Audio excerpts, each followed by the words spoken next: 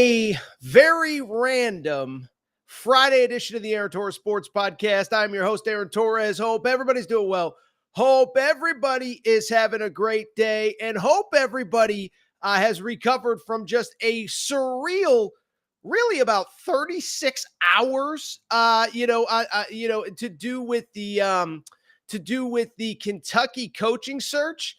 And so we have settled on Mark Pope. Now, I will be honest, okay? Last night, Thursday night, we went live for about an hour and a half talking about the possibility of Mark Pope, the possibility of Billy Donovan, the possibility of Bruce Pearl, all of that. And so, of course, the second that we went off air, the Mark Pope stuff really picked up steam, and he was officially named the head coach of Kentucky on Friday morning. Now, what I will say, I'm actually kind of glad that we did not go live, because I think there was a lot of pandemonium. There was a lot of anger, frankly, about the Mark Pope hire. And what I will say is it does feel to me like now that there has been a 12-hour window in which basically Mark Pope is officially the head coach, there's no turning back. It feels like BBN is starting to get what Mitch Barnhart saw in him. Not everybody's going to love the hire. Not everybody would have loved any hire except probably for Dan Hurley. But it feels like BBN really kind of understands, okay, this is why this was the guy. We can like him, we cannot like him, whatever. So what we're going to do, we're going to jump in. We'll obviously, by the way, drop all your questions. We will make sure to get to all of them at the end. But we're going to talk about this guy from all angles. Who is this guy? I know Kentucky fans know him as the player, maybe loosely as a coach. There is a lot of meat on the bone. I actually had him on the pod about 3.5 years ago during COVID when everything was shut down in April of 2020. We'll talk about the guy, the style of play, the fit, basically what he needs to do as Kentucky head coach. We're going to hit on it from all angles, and then we'll talk about the first steps, all that good stuff, and then we will get out of here. Friday is normally a pretty quiet day, but we could not wait until Monday's show to react. By the way, I know that Mark Pope has a press conference at Rupp Arena on Sunday afternoon, Sunday evening, sometime on Sunday. We'll be live right after it to discuss it all. So everybody come on in, drop your questions. We appreciate your support. And with that said, let's not waste any more time, and let's go ahead and get to the topic of the day. And the topic of the day, well, you already know, it is that Kentucky, after a long, winding road, does in fact have its next head coach. And when I say winding road, by the way, what I really mean is a winding road that started really Sunday night, but certainly ramped up on Thursday. And it's crazy. And I heard Mitch Barnhart on Kentucky Sports Radio. What I will say is, listen, what he said is very much what I think that I've kind of, I don't want to say sympathized with, but kind of understood from the moment that John Calipari left, is that you can like Mitch Barnhart, you can hate the hire, you can whatever, this and that. But at the same time, what I don't think anybody can disagree with is nobody thought Kentucky was going to be making a hire this week. And so Mitch Barnhart was put in an uncomfortable spot. And really bluntly, the only argument I would make, so I do like the hire, and we're going to get into it in a minute. The only real complaint I have of Mitch Barnhart is really the process that led to Mark Pope, okay? First off, I heard Mitch Barnhart say on KSR, he said, the pool of candidates that wants Kentucky is more like a puddle. Thought the media availability with Matt Jones was pretty good otherwise. Thought that was a weird thing to say. It's not true. And the bottom line is, listen, the pool is always going to be smaller when you're not going to consider a Bruce Pearl, not going to consider a Chris Beard. And like I said, my only real argument about the hire is that I didn't love the process to get there. You've been promising Scott Drew to your fan base for years. Privately, it's been leaked over and over and over and over and over and over again that when John Calipari leaves, this national championship winning head coach is going to be your guy. You don't get him. From there, you scramble. You try to make a move on Dan Hurley. As I said on our Thursday live stream, that it was so irrelevant so quickly. If you're going to prioritize Dan Hurley, you don't make the most competitive human being on planet Earth a very public number two. So didn't love that. Understand why you kind of had to do it. And then I just didn't love the fact that you rushed into Mark Pope. Mark Pope was going to be there in a week or a month. And I did think you had a unique opportunity with Billy Donovan's season ending, frankly, he might be fired, to wait a week and just see, just feel it out. Can I convince this guy? Can I convince this guy? And by the way, from Billy Donovan's perspective, I thought, listen, there's never going to be an opportunity like this for Billy Donovan again either. He's not getting hired as a head coach going forward in the NBA. It's just not going to happen. And really, next April, there's not going to be a job available the caliber of Kentucky. Bluntly, there's probably not going to be any jobs available in April. They usually get filled in the middle of March. And so I thought it was worth waiting a week. It felt rushed. And that was really my only criticism. I tweeted it out. Apparently, it made the Kentucky message boards. But I said, listen, you want a masterclass in how not to run a coaching search? I think Mitch Barnhart just gave it to us because he whiffed on the guy that he's been promising for years. He made a weird run at a guy that was never saying yes. And then he rushed into a hire that I don't think he had to rush into. But at the end of the day, that's all water under the bridge. And what I want to do now is talk about Mark Pope because, again, I truly believe he is a guy that is going to work. I believe he's going to win at Kentucky.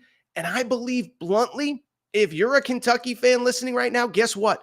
Mark Pope is going to give you everything that you have wanted in a head coach for years. A guy that understands the program, a guy that's going to bring a bit more stability, less roster turnover, fun style of play. I think you're really going to like him. Okay, so first of all, Mark Pope, listen. I think everybody knows former Kentucky player. You don't need me to tell you that. It's not breaking news. It's not the most shocking thing that you have ever seen, okay? Mark Pope is a former Kentucky player, was part of the 96 national championship team. And I think that's the first thing that comes to mind when I think of Mark Pope. Now, we know, by the way, very smart guy. As I said, I had him on the Aaron Torres pod in 2020 at some point. You can go through the archives and find it. It is there. Not available on YouTube, unfortunately, but it is available on Apple and Spotify.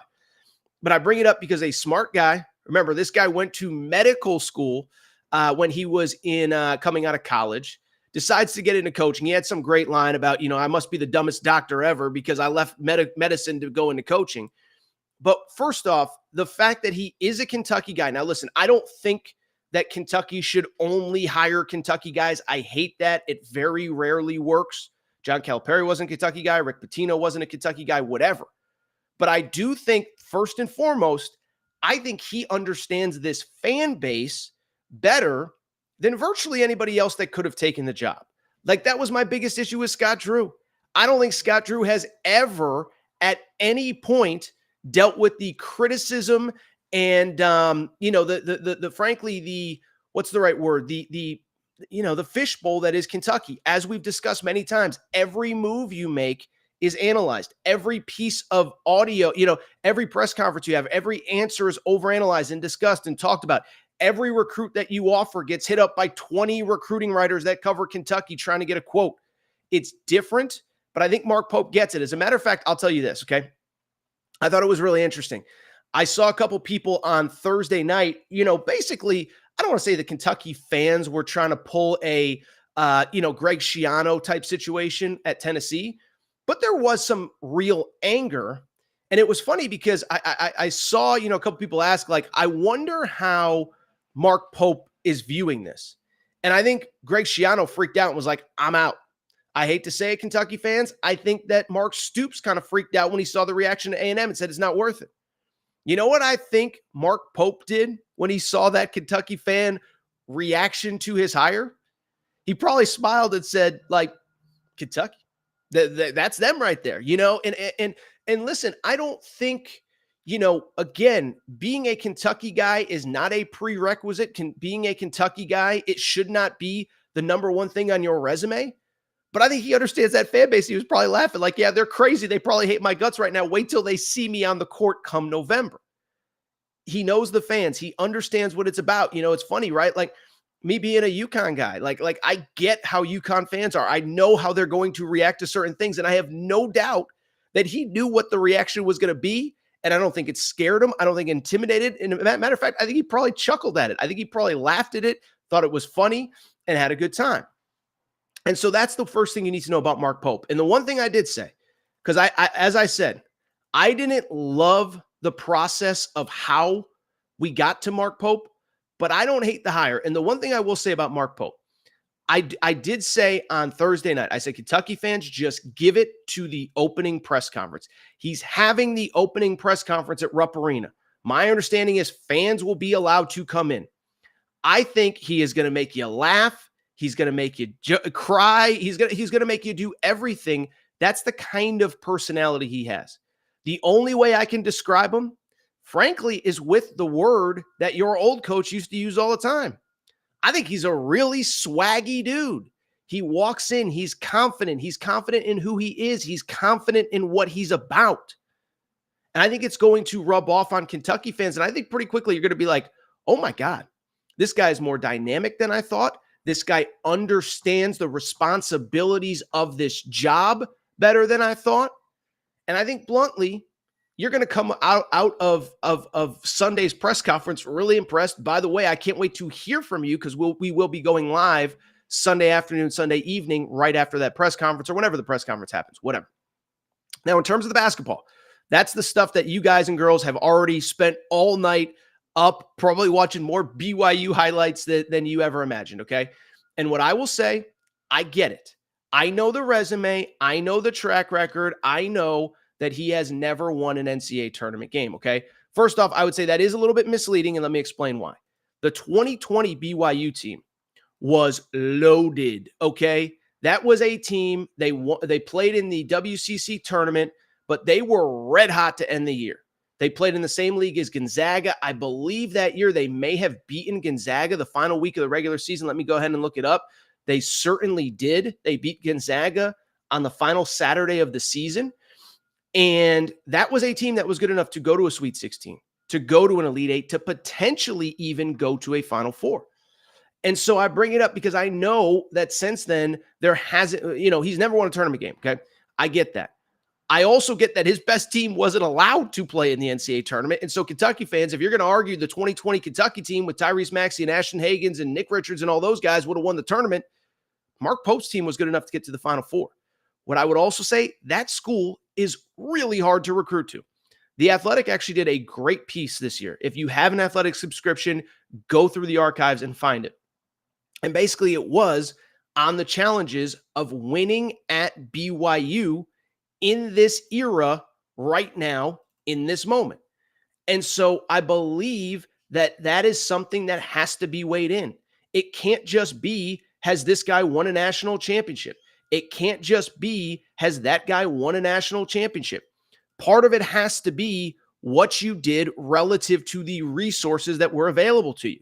Listen, I'm not going to claim to understand everything to do with the BYU admissions process. What I do know is you can't get everybody into school. And I'll even take it a step further. Not only can you not get everybody into school, the pool of students that actually want to go to BYU. Listen, I'll be honest, okay? I'll just say it. If you're in the car with kids, earmuffs, okay? But here's the truth. I wouldn't want to go to BYU. I like to maybe have a cold beverage. By the way, how about this? I'm drinking a cup of coffee right now, okay? Caffeine is not allowed on campus at BYU. Caffeine, coffee. This is coffee right here. You can't drink coffee at BYU. You can't drink alcohol at BYU. By the way, earmuffs if you have kids in the car. Can't have premarital sex. Hate to say it, that is a no-go for a lot of different 18 to 22-year-old kids that want to play college basketball and, frankly, have the full college experience. By the way, I'm not even making that part up. Remember, a couple of years ago, what was it? The Jimmer year, their second-best player, I think it was Brandon Davies, got thrown off the team or suspended from the team for having premarital sex. Don't think that's part of the admissions process at Kentucky. Could be wrong. Haven't read the admissions handbook in a minute, but I don't think premarital sex is something that eliminates you from being a candidate to go to Kentucky. And so you think about all the hard things that go into that job. You think about the pool of players. You could argue BYU, of every major power conference, they're right up there with Stanford, with Northwestern, in terms of the pool of players that's actually willing to play there. Again, I'm not criticizing. I wouldn't have gone there. I like coffee. I like vodka. I like females. Like, it is what it is. And so now he's going to Kentucky, and guess what? those rules aren't there. If you can hoop and you can literally, and I'm not being facetious, and this is no disrespect because it's the same at my alma mater, it's the same at whatever, it's the same at Duke, it's the same wherever. If you can hoop and you can basically graduate high school, you can play basketball there. And so that to me is obviously the most interesting part. That to me is the most interesting part about the Mark Pope hire. It is point blank, very simply, what does the recruiting look like? Now, and I should mention, by the way, even before we get to recruiting, the basketball part is huge because listen, what have you been telling me, Kentucky fans, for the past 10, 12, 18, 24 months? It's that the offense stinks. It's not a modern offense. We play through Oscar Tshiebwe, whatever. And then how fun was that this year? And you don't have to beg the coach to change up the style of play. And by the way, I'm not criticizing Cal. Kentucky was awesome this year. They were a 3 seed. They were good enough to make a Final Four, compete for a national championship, okay? But at the same time, when I think about Mark Pope, I think about a couple things. One, what I do think that style of play that you've been craving, demanding, it's coming, baby. 81 points per game this year. Obviously, it goes without saying. Is that, I think they either led the country in 3-point attempts or 3-point makes, whatever. Spacing, ball movement, floor spacing, modern this, modern that. And I will say, we're going to get to Mark Pope's checklist, the things that he needs to do right now. But at the same time, I think there's some players that are already in the program that are kind of built to play in this system. Reed Sheppard, Big Z, Aaron Bradshaw, who I know is in the portal, whatever. And we'll talk about the potential of retaining them in a minute. But the style of play is what you wanted. And Kentucky fans will tell you what else. You know what else you wanted? You wanted a coach that was going to build a program and not build roster after roster after roster, year after year after year. Well, this guy is the best of both worlds. I think he understands what it takes to win at Kentucky. And I think he's going to recruit the best of the best as he can, as he sees fit. But I don't think the end game is get the 5 best players in the country, get them in, try to win, and get them out. I think it becomes the true balance that you've wanted. Yes, I think he's going to try to recruit 5 stars, but I think he's going to try to recruit a couple guys that fit in the system, a couple developmental guys. He'll go into the portal for guys that he needs to plug a hole with. But this is what you've wanted, right? You've wanted a coach with the modern offense, check. You've wanted a coach that understands the program, check. You've wanted a coach that believes in building a roster and putting together a program, not just teams, not just week after week, year after year. But at the end of the day, this is what you wanted. And so ultimately, I don't hate the hire. I said it on Thursday night. I said it to lead the show. I didn't love the process to get here, but I didn't love the hire. Now, the big thing, and it goes without saying, this is the obvious part, right? Is it comes down to recruiting.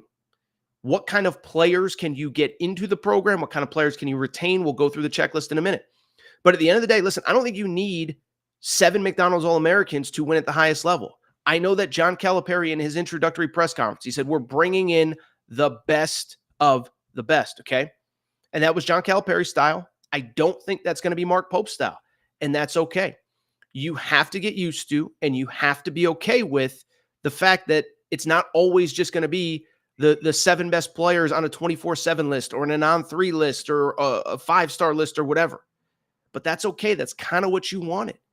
And I kind of think that's what's going to happen. But it does come down to players, right? And I think, listen, the smart basketball people, besides me, of course, but the smart ones. I saw Jimmy Dykes say this. I saw Terrence Oglesby from Field of 68. He's smart. He understands the game. It is still about players. And listen, it ain't going to be easy. That guy down in Arkansas is going to be trying to get every 5-star and shove it in your face and prove Mitch Barnhart that he made the wrong decision. Rick Barnes, I still think, is an elite coach. I know he gets criticized nonstop. I think you could argue Tennessee had the 3rd best team in college basketball this year behind UConn and Purdue. Tennessee played Purdue tougher than anybody in the tournament except for UConn. Nate Oates is a star, not a rising star, a star in coaching. I'll give him credit. I think some of the younger guys have been very good. Lamont Paris at South Carolina. Who am I blanking on? Todd Golden at Florida, I think has been really, really, really impressive. So it is going to come down to the players, and I do think it matters. Go ahead and drop questions. What I do want to say is a couple people, a couple things before we get to your questions, and we sure do have a lot of them. 811 people watching on a Friday afternoon. So you guys, listen. What did your old coach, Kentucky fans, used to say? You people are crazy. Well, guess what? You people are freaking crazy. 811 live people on YouTube, a bunch more on Twitter, 1,600 more on Twitter. Cannot thank you all enough for your support. What I want to do really quick, I do want to go through a checklist of what that's going to be a Freudian slip. You got to forgive me. You got to forgive me. That's going to be a Freudian slip. So let me start over. What I want to do now is go through a checklist of what the new head coach, Mark Pope, needs to do in his first few days at Kentucky and his first few days on the job. I think the most important thing, I'll be blunt. Usually it's hit the portal. Usually it's talk to high school recruits. Usually it's put a staff together. You know what I think the most important thing is for Mark Pope? He needs to get the guys that are currently on campus to buy into who he is and what he's about. Listen, you're not going to keep all of them. Adu Thiero's in the portal. Aaron Bradshaw's in the portal. Rob Dillingham has declared. Justin Edwards has declared. But unless I miss something, Reed Sheppard hasn't declared. DJ Wagner hasn't declared. Big Z hasn't declared. And even the players in the portal can come back. Now, depending on the process with Dillingham and whatever, I don't think Dillingham's coming back. I don't think Justin Edwards is coming back. But I think the first thing and the most important thing for Mark Pope, I'll be honest, you know what I truly believe it is? Talk to those kids on campus, because I think once you get in front of him, they're going to be like, man, this is a guy that I want to play for. Like I said, he's young, he's dynamic, he's fun. It's a great offense. And I think obviously the number one priority is trying to convince Reed Sheppard to come back. Now, listen, I have no insight. I've heard the rumors that if Mark Pope was hired, who obviously his old college teammate is Jeff Sheppard, Reed's father, and obviously that if Mark Pope was hired, Reed would stay for another year. I have no insight into that. I don't know if it's true. And I don't think Mark Pope or Jeff Sheppard wants to hold Reed Sheppard back if he wants to go pro. But I've said from the beginning, I've never believed that Reed Sheppard was a lock, no doubt about it, one and done. One, no disrespect to Reed, I don't believe he's a top 5 pick. I think it's easy to talk about this and that. And by the way, I hate to say it, all these guys who do mock drafts, except for one or two of them, there's a couple good ones out there, but they do it for clicks. How does Donovan Clingan go from outside the top 10 to the number 1 overall pick according to ESPN after one game? Okay, you're doing it for clicks. And so they know Kentucky fans drive clicks on the internet. And so I think Reed Sheppard, he's a lottery pick. I think he's probably more in the 9 to 14 range than he is in the 1 to 5 range. And so you convince him to come back. By the way, we know that there was a $4 million commitment to NIL today. We know that Reed Sheppard is among the highest paid NIL athletes in college basketball. I have made the argument, Reed Sheppard as a Kentucky basketball player. Now, I understand over the totality of a rookie NBA contract, it's not going to compare. But as a Kentucky basketball player, Reed Sheppard is uniquely built to make more money in college than the pros. Why is that? It's because he is going to get opportunities as a Kentucky basketball player that he won't get if he's the 11th pick and playing for the Charlotte Hornets. He's just not going to. And so I think you at least have to have the conversation. Don't come back if you don't want to. If you're ready to go pro, we would never hold you back. But at least consider the possibility of what coming back for another season could do for you. Because I think that's the key piece. If Reed Sheppard comes back, I'll be blunt. I think that bluntly, I think if Reed Sheppard comes back in that offense, I think we were talking about a potential national player of the year this year. Okay. I truly believe that there is a possibility that Reed Sheppard could win national player of the year with Mark Pope under that offense a year from now. After Reed Sheppard, I think the big thing would be trying to retain some of the other guys on that roster, because I think there's some guys that have some fringe NBA draft stock right now that bluntly, if you can convince them to come back in that system, you can elevate their draft stock. DJ Wagner, I believe to be a very good player. Now, I don't know what DJ wants. I don't know. Does he want to go pro and risk it? Does he want to follow Cal to Arkansas? I don't know. But if I'm Mark Pope, I'm showing him a couple highlights and saying, bruh, you were a top 10 pick coming into this season. I can make you a top 10 pick next year. I can make you a top 10 pick next year playing in this system. You're going to average 19 a game.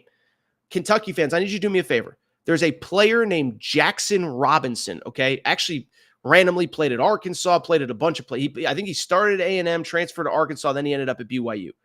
That was a guy that was kind of the off-ball kind of guy. He was actually the sixth man for most of the season, as crazy as that is. He averaged 14 points per game on 36% three-point shooting this year, and he's a legitimate NBA draft prospect. DJ Wagner could be that in Mark Pope's system. You know who else I think would be really good in Mark Pope's system, who I think would be great in Mark Pope's system? Big Z. Big Z freaking cook in Mark Pope's system. Big Z would cook in Mark Pope's system. And so I believe that that's another guy. You know, spacing, ball movement, three-point shooting, Euro. There has never been a system better built for Big Z. I think the other thing that's interesting, too, from the Arkansas perspective, obviously, look, Cal's going to try to bring these guys with him, but John Welsh is not going with him to Arkansas. And so we don't know who's going to be running the offense and what that offense is going to look like next year in Fayetteville. And so if I am Mark Pope, I'm not, you don't have to negatively recruit against John Calipari. I think you can turn Reed Sheppard. I think you can improve DJ Wagner's draft stock, Big Z's draft stock, Aaron Bradshaw's draft stock. I know he's in the portal. If I'm Aaron Bradshaw, there isn't a system in America that is better built for you. So that's first order business. You have to go ahead and see what you can get out of this current roster. Is there anybody that you can bring back? Is there any chance that any of these guys are willing to forego the NBA to be a Kentucky Wildcat next year? And some of them should. Some of them are going to come back to college. It sounds like Aaron Bradshaw is going to come back to college. So why not make it at Kentucky? Now, in terms of the players that you would potentially bring, I did see, and by the way, there's going to be more news as the weekend goes on. As I'm recording right now, Dallin Hall, a 38% three-point shooter, 36% three-point shooter, 9 points per game.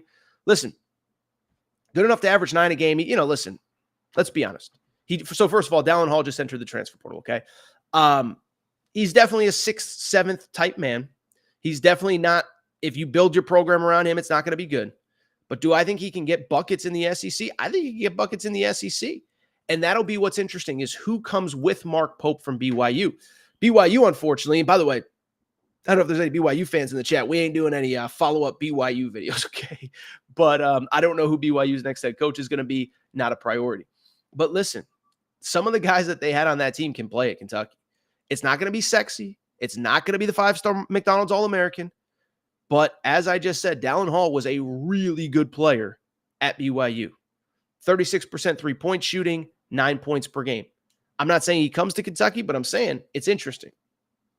The other guards, Trevin Knell, 39% three-point shooter, 11 points per game. By the way, I know what you're going to sit there and say, 11 points per game. First of all, it was the Big 12. Second of all, remember this as well, is that on top of it being the Big 12, they had 4 guys averaging double figures and 7 guys that averaged at least 9 points per game. So this is a system where the ball moves. This is a system where the ball does not stick, This is a system where a lot of guys get buckets. And so I'll be curious to see what he does from that perspective. I think the big thing though, listen, you got to bring some, you got to get a staff together, okay? Criticize Calipari for whatever you want, but Calipari put together a staff that could get players. And I do think now that you are in the SEC, you got to get dudes, and you can do it your way. It doesn't have to all be McDonald's All-Americans. But again, the pool at BYU was so limited. For those of you who missed it, I talked about it a minute ago. But BYU, again, think about the pool of players that you could legitimately recruit at BYU. They don't have alcohol on campus.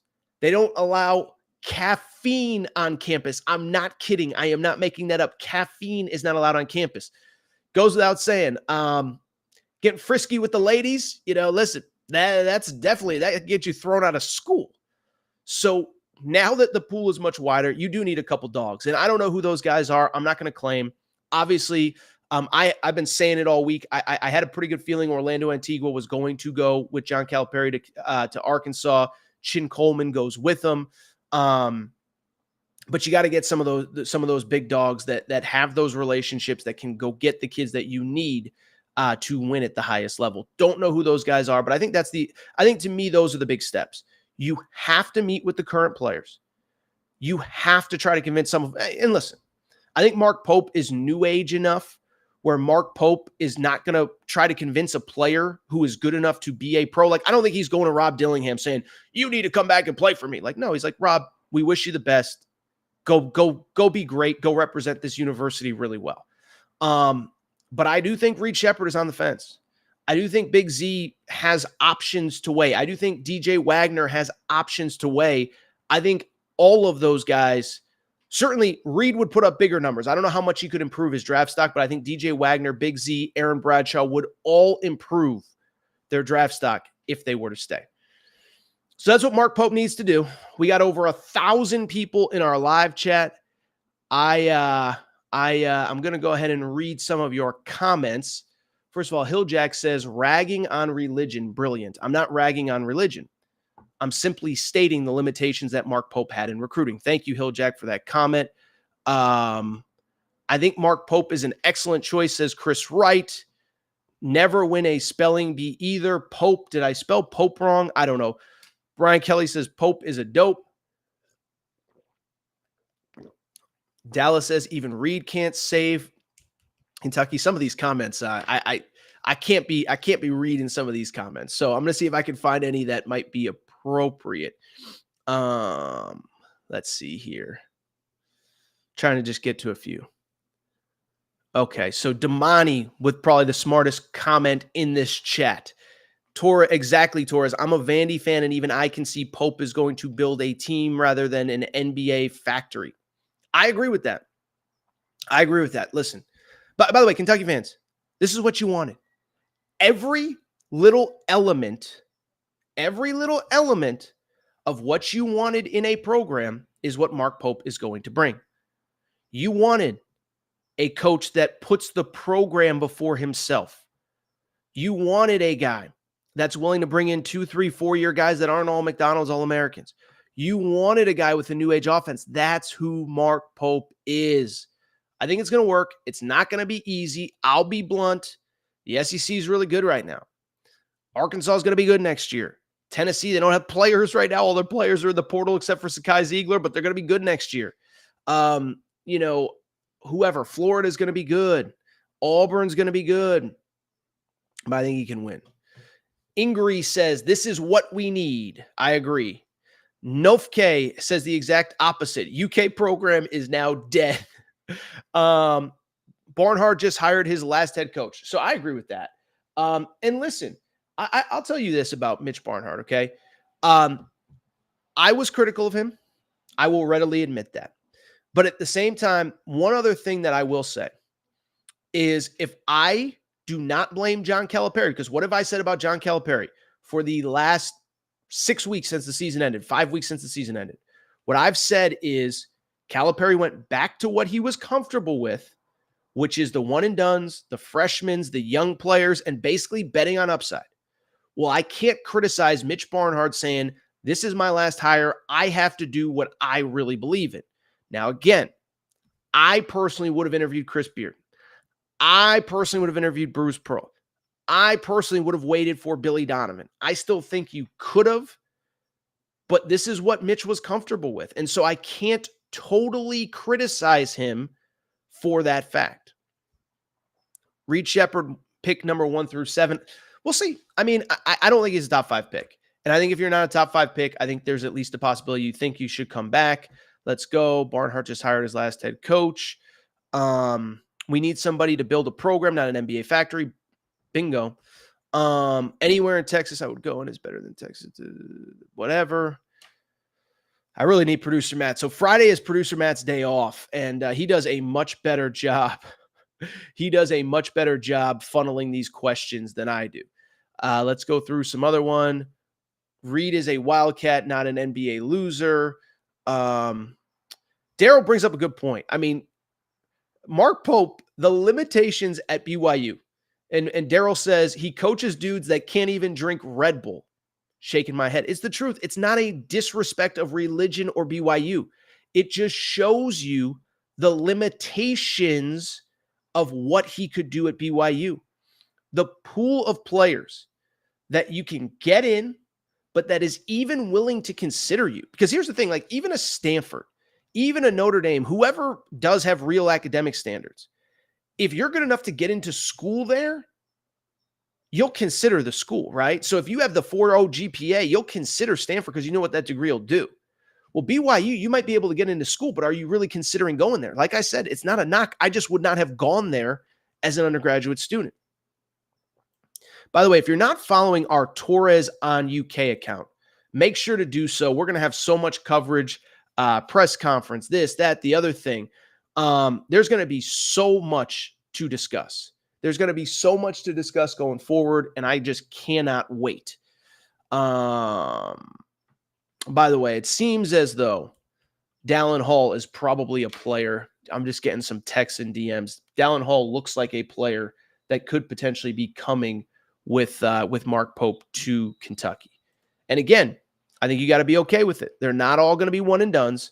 They're not all going to be all McDonald's All-Americans. That's okay. So here we go. Nathan B. Travis Perry. By the way, Travis Perry is another name that I forgot. Travis Perry is absolutely a guy you got to retain. I know he's a little undersized, 6'1", whatever, but he's not following Cal to Arkansas. We know that. And I think he wants to be a Wildcat. And I think he's one that you got to retain.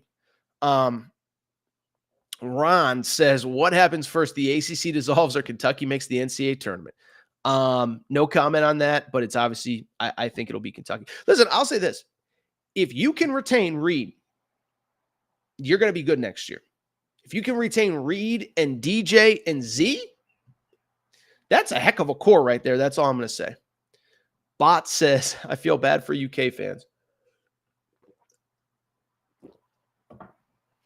We might be Vandy, Tony White says. You're not Vandy, I promise. Kentucky to the NIT from Ron. Let's see what else. Continuity starts here. I like that. And by the way, I did see this. How about Rick Pitino? I love this NIL era. Rick Pitino basically said, I will write NIL checks for Kentucky to help Mark Pope out. Like, what kind of world do we live in? What kind of world do we live in? What kind of world do we live in that Rick Pitino is like, I'm not criticizing it. It's the new world of college basketball. Just money's just flying around all places. By the way, I think I saw a report that like Mark Few is trying to help Dan Munson, his mentor who started Gonzaga, to get the Eastern Washington job. And Mark Few has promised to donate money. That was a report. I don't know if it's true, but this is a new world of college sports, man. Unbelievable. Let's take a look. Calipari is laughing his butt off today. I agree. So who has the authority to fire Mitch? That is a board of trustees, school president type thing. Jimbo, I think this is a good question. He says recruits will come with a winning program, may take a year, but with the fan support, NIL support, UK will be okay. We need to embrace Pope and give him a chance. I agree. And listen, I'll just say this.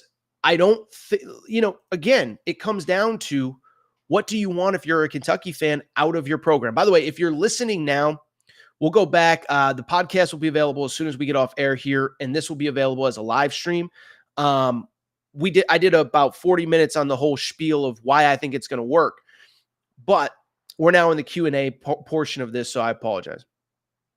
Okay. Question. This is a great question from Christian. Aaron, I don't know if you saw the question, but with Kentucky and Louisville having first-year head coaches, who do you think will succeed more in the first season, Pat Kelsey or Mark Pope?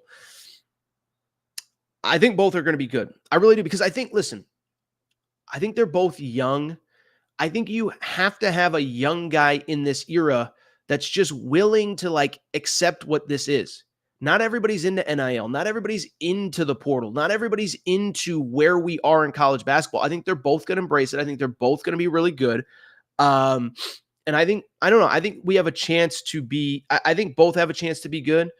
I think I think I will lean Kentucky being better because I do think that if you look at the potential pieces that could come back, that's going to help. And I think they'll get a higher caliber of player. Now, the counter argument to that is Louisville's in the ACC, and the ACC is a debacle right now. Outside of North Carolina and Duke, everybody's a mess. So we'll see. Let's see. DJ brings up a fair point. DJ says the last 4 years, Cal had one more tournament win than BYU with studs. We got a coach that can coach now. And I think that's part of it. First of all, Mark Pope is a great coach. And I don't know him well, so I'm not going to and I said this with Chris Beard all along because Chris Beard was the guy, once you know you're not getting Dan Hurley, was the guy that I wanted. And I said, with Chris Beard is I have no relationship with Chris Beard. It doesn't benefit me at all for Chris Beard to get the job. And it's the same with Mark Pope. I just think he's going to be good. Now, again, we know what the standard is at Kentucky, national championships and Final Fours. So we'll see what happens. By the way, as I said, Kentucky fans, give him till that opening press conference. I want to come back into this chat. We have 1,000 people live right now. I want to see the comments after his opening press conference because I think he's going to crush it. So Robbie brings up a great point. I think it would be important for Mark Pope to bring in some players who know his system to pair with returning players for next year. I think that's probably right. Trying to think. There was one example of this year of a new coach that really kind of brought in a couple players that really kind of got what he is and what he's about. I can't remember what school it was. And it just clicked like that because they had, who was it? It wasn't Indiana. I'm trying to think of who had a new head coach this year. And it was you brought a few guys in that buy in, whatever, get whatever. Pope has as many titles as UK. I don't get that part. Beard took Texas Tech, and Beard got Big 12 coach of the year. Listen, Chris Beard would have been the guy. I mean, I would have waited on Billy Donovan, but Chris Beard would have been the guy for me. Toledo could be a Kansas. I don't get that. How many wins does Mark Pope have? Calipari has one. Shit. South Florida head coach. Yeah, I mean, Amir Abdul-Rahim has 0 NCAA tournament wins as well, unless I'm missing something. So this is great. I like this. From Christian Clark. Kentucky was Kentucky before Cal and will be after Pope. But with the passion of Pope in the fan base, Kentucky may have the next Hurley Oates type coach. Go BBN. Listen, I don't want to compare him to the two guys that I believe Hurley, Bill Self, Nate Oates are the 3 best coaches in college basketball right now. And certainly Bill Self in the under 60 crowd, he's older. So in the under 60 crowd, I would say Hurley and Nate Oates are 1 and 2. But I think Mark Pope has a chance. I do. And I'm not trying to oversell it. I'm not trying to make him into a coach comparable to 2 that just went to the Final Four, 1 that's won back-to-back national championships. I think he has a chance to be pretty good. Let me see here. I'm just making sure I'm not missing anything. Let's see here. Great questions, by the way. Pope has a title as a player. Now time for one as a coach. Get Mashburn Jr. How about that? Imagine if Jamal Mashburn Jr. came to Kentucky. That would certainly be a thing. Fan base is delusional. I disagree. Rondo is an assistant. Now, you guys can correct me on this. Is Rondo a student at Kentucky right now? Because I had a lot of people mention Rondo in the chat the other day. I think he's finishing up his degree. I could be mistaken on that, but he's obviously a basketball genius. Press conference is Sunday. Yes. All those coaches were slow builders. They made a culture. It's a little tougher now. Dan Hurley, listen, by the way, remember this, Dan Hurley, his first year at UConn, they had a losing record. Now it was pre-portal, pre-NIL, couldn't just bring in 8, 9, 10 new players, but he brought in, but it took him time as well. Yes, Rondo is at school, and yes, he wants to coach. By the way, we're going to have to come up with some Mark Pope merch because I believe he's going to be really, really, really good. I believe Mark Pope is going to be really good. Guys, we got 1,000 people in the live chat, another 2,000 watching on Twitter. Don't really want to go, but I don't really have any more comments to make. So, Kentucky. Ron is on fire right now. He says Kentucky to the WCC. All right, peeps. Do me a couple quick favors, okay? First of all, it's what I need you to do. I need you to make sure to subscribe to the Aaron Torres Pod YouTube channel. The YouTube channel, by the way, when I say record-setting week for the YouTube channel, record-setting week, okay? I believe we have had the 3 largest live streams ever in the history of the channel this week. By the way, this will probably be number 4. We've had the two biggest basketball videos. I guess there was one I did many years ago on Chris Beard getting arrested, but the 2 biggest basketball videos otherwise. This current 48-hour period is the 48-hour period with the most views ever. I can track that. So in a 48-hour period, we've never had more views in the last 48 hours. But I could go on and on, but I am just blown away by the interest and support of what you guys have given this channel. And listen, the great part is it allows me to do what I love, but it allows me to pump more resources back into this show. Producer Matt has been a godsend for me. He's off on Fridays and Saturdays. I wasn't going to make him come into work to do this show. But listen, man, I cannot thank all of you enough for just allowing us to do this show at the success, at the level that we get to do it at. We're going to do it bigger. We're going to do it better. We're going to do more live shows. This is part of what we're doing. Robbie says, say thank you to Big Blue Nation. Well, listen, Arkansas fans had a lot to do with it too. I mean, between let me just say this: between John Calipari, Mark Pope, Kentucky, Arkansas, it's been a heck of a week. So thank you to everybody. We appreciate everybody's support here. The channel has been insane over the last couple weeks. Let's see here. Andrew with the super chat. We appreciate you. He says, I always enjoy your show. Growing up a Kentucky fan, I'm really excited for the Pope era. Reed, come back, baby, please. Mark Pope, that's your number 1 job. By the way, that $4 million check that he got from the anonymous booster, I don't know totally who that was, and that's okay. It doesn't really matter. It's not my money. But at the same time, credit to